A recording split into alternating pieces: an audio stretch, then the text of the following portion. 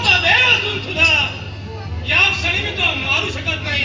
पण तुझा मृत्यूंग शोधण्यासाठी मी निघालोय. यावेळी सांगू इच्छितोय, त्याचा मृत्यू ज्या ठाई